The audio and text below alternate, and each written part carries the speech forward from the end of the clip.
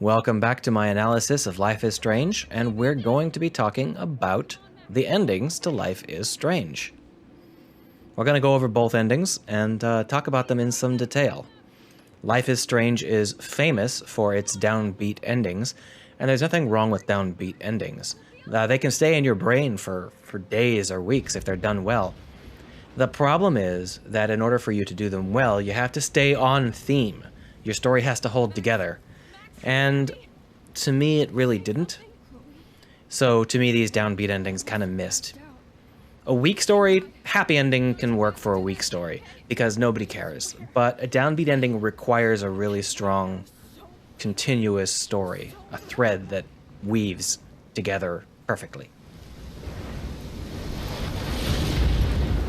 Anyway, this is the final interactive scene. We're going to get a lot of very basic dialogue that works well because we've just been pulling all of that power, all that tension out of everything that's gone before. And now we have our entire history in mind coming into this final scene. We don't need to play any tricks. We're running high on power. We can just let it speak for itself using basic dialogue, basic camera work, and letting the characters handle the emotions. Fuck all of that, okay? Now, the facial models in this game can't really support these emotions, which is the biggest issue, but it's still pretty good. Except for what happened to Rachel. But without your power, we couldn't have found her. Okay, so you're not the goddamn Time Master, but you're Maxine Caulfield. And you're amazing.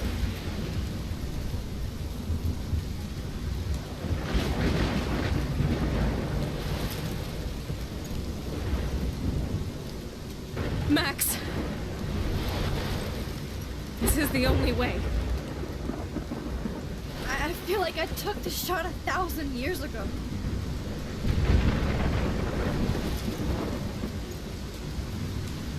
You could use that photo to change everything right back to when you took that picture. All that would take is for me to...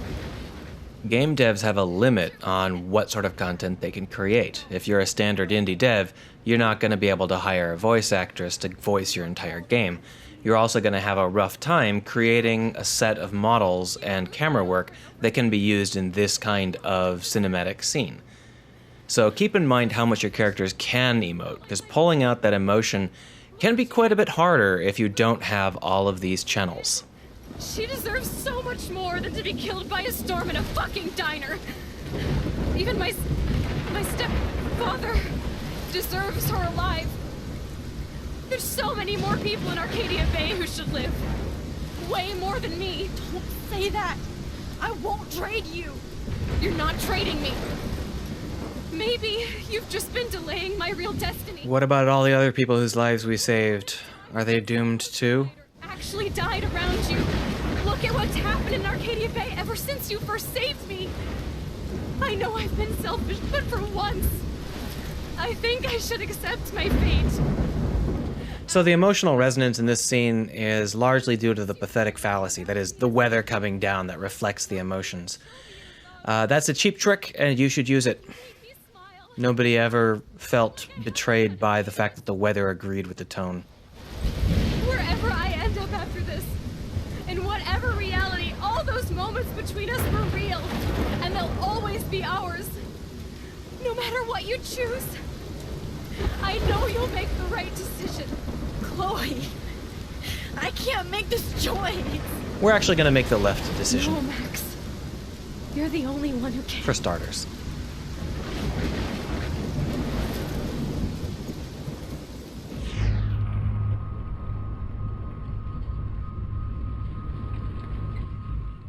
Alright, so here it is, the final choice. This is the big option, and 53% of people choose to sacrifice Chloe. I can't understand those 53% of people because I am too much of a nerd. I've read too many stories about time travel, and there's no evidence that that hurricane is caused by us, or that it will go away if we stop using our powers. In fact, there's evidence it won't. It does, of course. It goes away when you stop using your powers because that plot hole was an accident. But I literally could not bring myself to choose to sacrifice Chloe until I decided to play this game for all of you folks and decided to be thorough. So we're gonna choose that ending, but we're gonna go ahead and talk a little bit more about the story and the themes. I've said several times that this is a game about Max and what she's willing to do to be with Chloe. These kinds of stories are normally about giving up.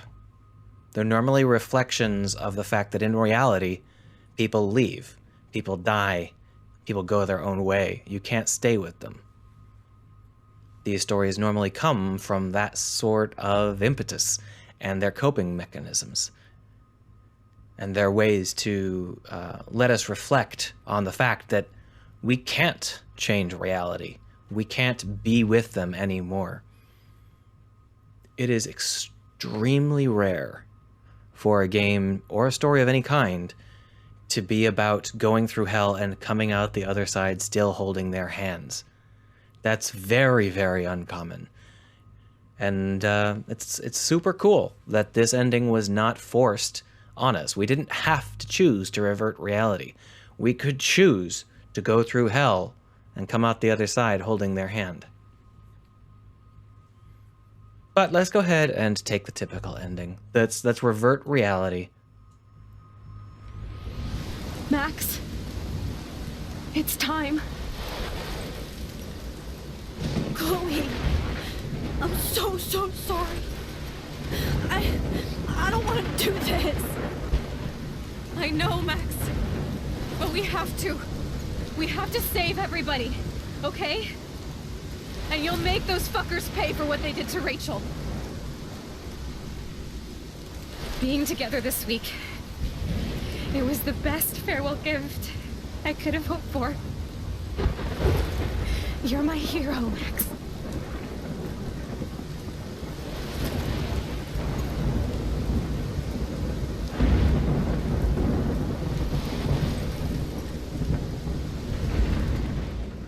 I'm gonna be talking over these endings. We've got a lot of techniques to discuss, and there's also music that I have to periodically mute. So if you want to get the full feel for these, the emotional feel, play the game yourself or watch an LP. We're going to be talking tech throughout them. So don't expect to get much emotional impact through this video. Don't you forget about me. Never.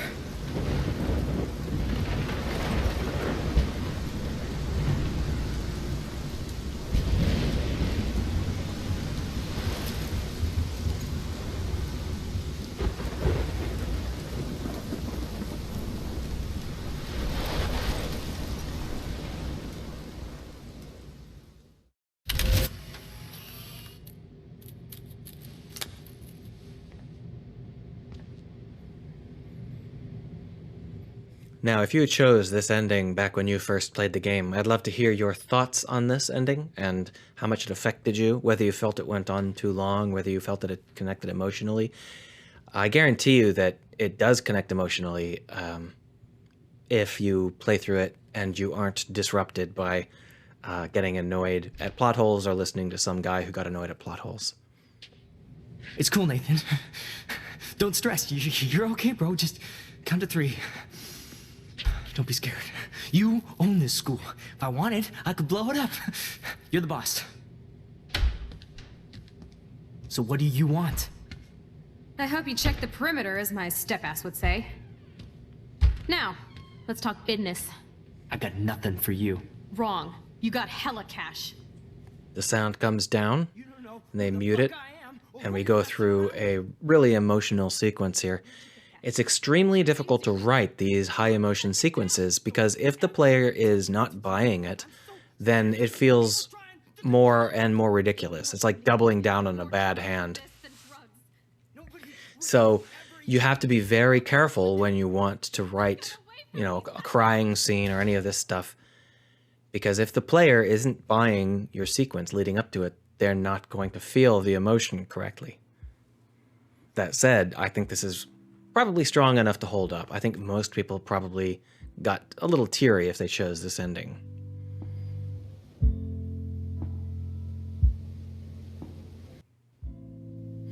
Also, there's a really good technique for blood. I don't know if you've noticed that. They're using an alpha blended mask where they slowly cut down the limit on the alpha blend, and that's super cheap and easy. You should use it for your blood pools as well. You can look it up online, just search for alpha masks. So this is a song, but it's not one we've ever heard before. It does suit the ending pretty well. It has the right emotional content, but it is not a song that we have any emotional connection to. Also, I'm going to have to mute it a lot or YouTube will kick my ass. So, I don't think that this song has the same power as the other song, not in the mind of the player. And I think that that's a problem. I think they probably should have used the same song for both endings, even though it might not have fit quite as well. Let me know whether you agree or not.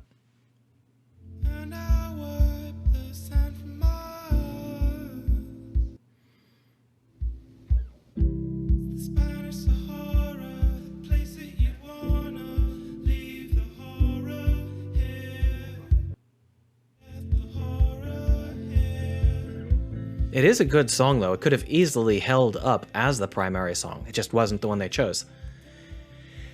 So, I said before, this author's strength is his slowness. When this author is slow, they are super good. And an example of this is right here. They're giving us loads and loads of time to soak in the catastrophe we've caused, the betrayal we have done in our attempt to save everyone. We've sacrificed Chloe, and they're letting that sink in. After drawing all of that power from all those scenes of Chloe and all that struggle, we're now letting it unwind by watching a cairn marking her body. This is actually not her body there, of course, but the cairns are used to mark corpses. The biggest problem I have with this ending is a little bit surprising. Her amulet is wrong. Her amulet isn't just wrong, her amulet is really wrong.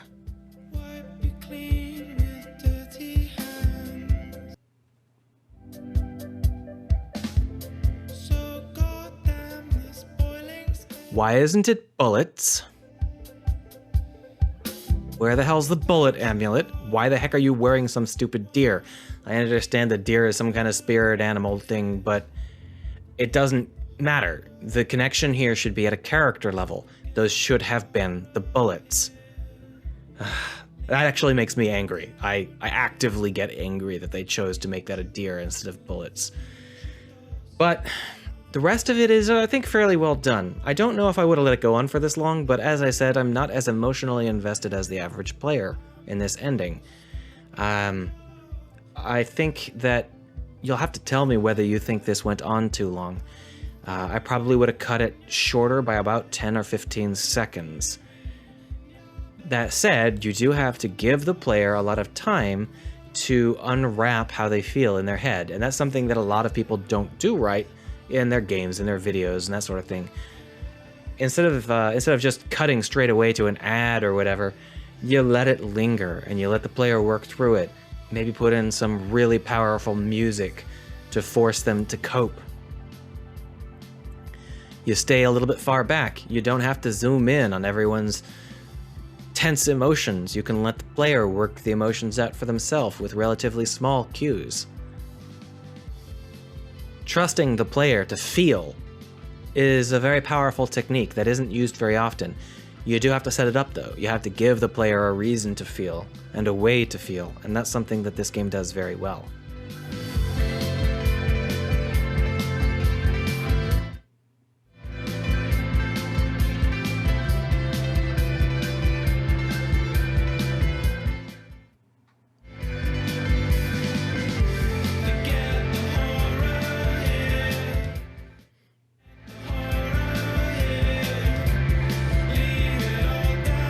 I probably would have faded out at about this point.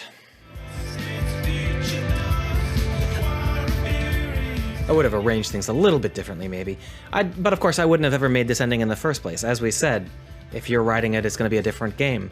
And if I'm writing it, it's going to be a different game. And this ending, I may have written this ending, something very similar to it, but it probably would have had a completely different lead-in, so the emotional content would have had to be adjusted.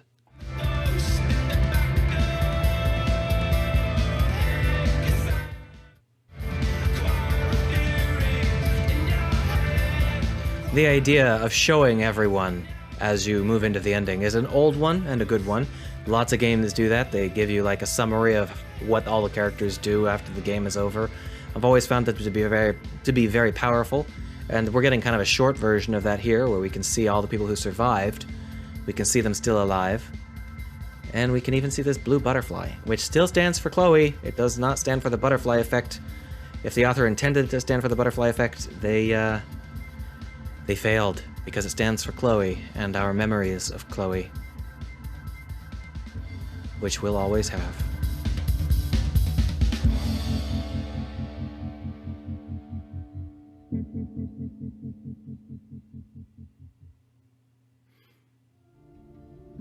And that was the bad ending. Well, everyone chose that ending. We are not going to choose that ending. We are going to choose the other ending. And we're going to go ahead and do it right now in this video. But, of course, I'm going to have to re-select it from the menu because there is no... Stop that. There is no fast way to do it. And I can't skip. So, we're going to have to wait through it again. I'll see you on the other side. All those moments between us were real, and they'll always be ours.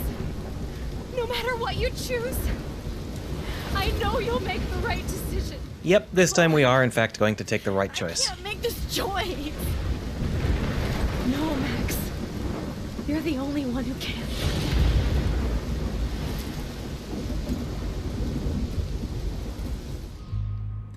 As I said several times, sacrificing Arcadia Bay is the choice I made the first 2 times I played through the game. Because I couldn't bear to make a choice that didn't make sense. But sacrificing Arcadia Bay is still an extremely emotional option. You are saving Chloe, but how is she really going to feel when you decided that you would save her life and let her entire family die? Or at the very least, potentially die, get hit by a hurricane. Let's go ahead and take a look. I'm going to talk over it again. As I said, you want to feel this emotion, you should go watch it in a Let's Play or play it yourself, because I am going to talk technical details.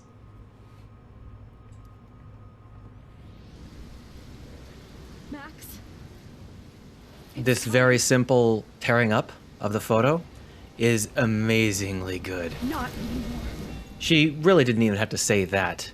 I think that she could have done it completely silently and it would have been amazing.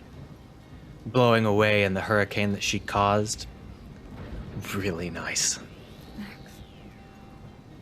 I'll always be with you. First time I saw it, I thought she was gonna vanish away after saying that. But it wasn't that beat. It wasn't that downbeat.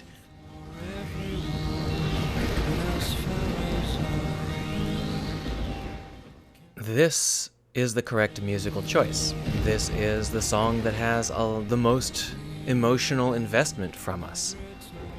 And I think it works extremely well.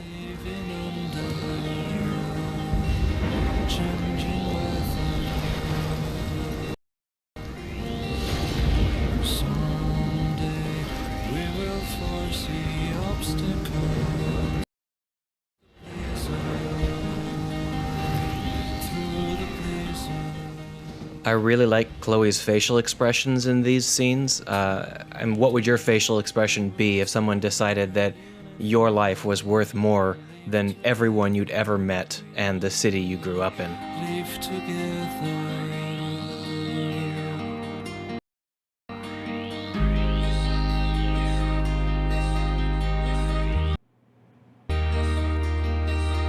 Chloe continues to stare at the devastation you caused while you look away, which is a very nice touch. This must have taken an enormous amount of effort to build. I mean, the other one had to have a cemetery, but this is much more difficult to build than a cemetery, and it's not just like reused assets either, it's a lot of new stuff. So that's a surprising amount of effort. And I appreciate it. I think that this went really, really well. The diner is still largely intact. And there are real living deer.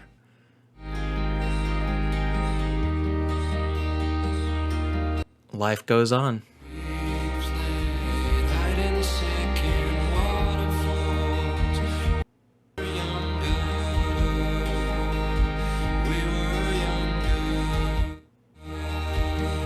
Driving out of town with Chloe is definitely the best ending that you could get, although we ideally wouldn't have killed everyone in town to do it.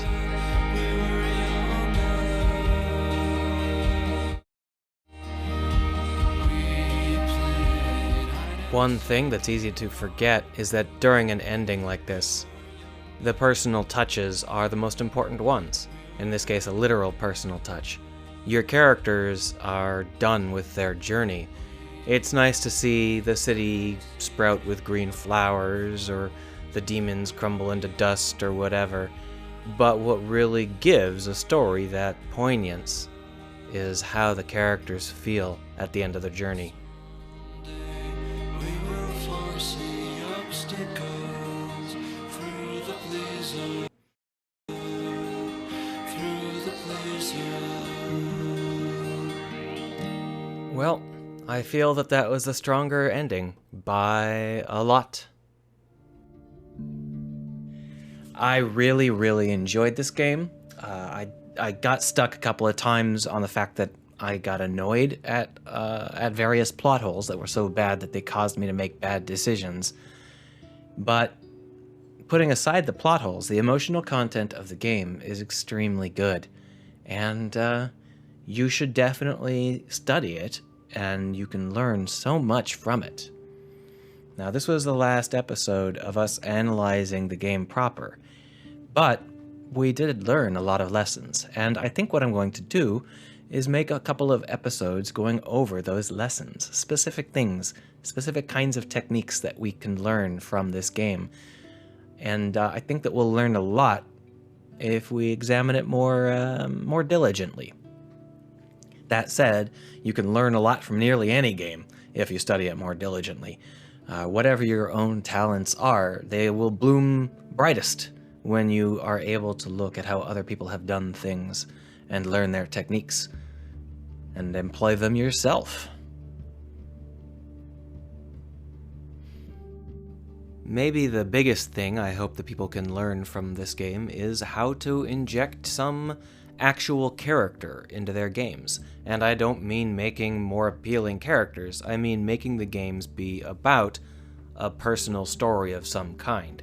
Even if you are fighting a demon lord, or blowing up spaceships, or fighting World War II, those things in the end can serve your personal story rather than just being, a personal story as flavor on top. It's a little bit hard to stay on theme when you do that. Even these guys couldn't do it. They kept falling off theme. But if you can have a story that packs an incredible amount of personal punch and sticks with people for a really long time.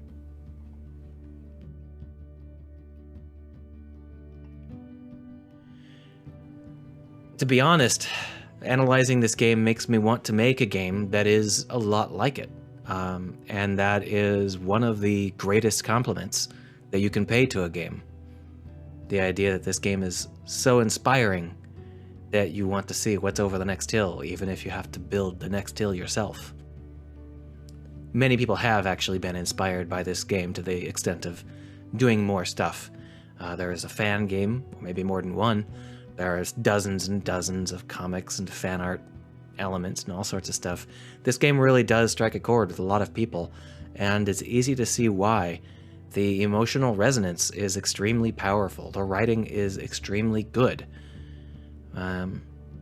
The production elements and some of the overall flow elements could really have been improved, but I hear they were working with a very, very limited budget, so I'm not really gonna complain too much there. If you do not have an unlimited amount of time, then your mistakes are usually unavoidable. Still,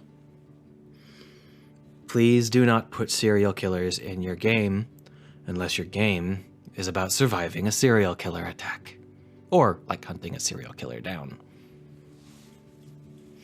Oh, Such potential. Not wasted, just not quite fulfilled.